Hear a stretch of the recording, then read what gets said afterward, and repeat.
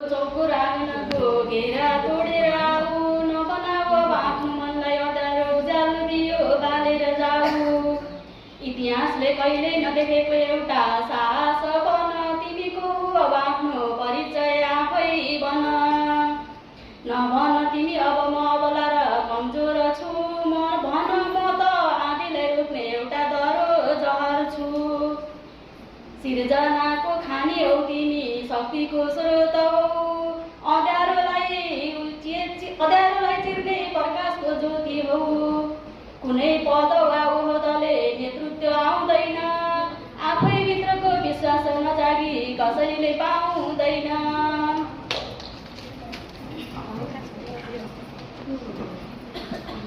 निर्णय गर्ने क्षमता राख, योजनाको पाइला चाल, हिम्मतको साथ अगाडि बढ, सफलताको माला हाल। सफलताको पर्खाल सानो होला, तिम्रो सपना ठुलो हुनुपर्छ। हरेक महिलाले अब नेतृत्व काँधमा छुनु पर्छ। तिमी उठ्यौ भने मात्र देश र समाज उठ्छ।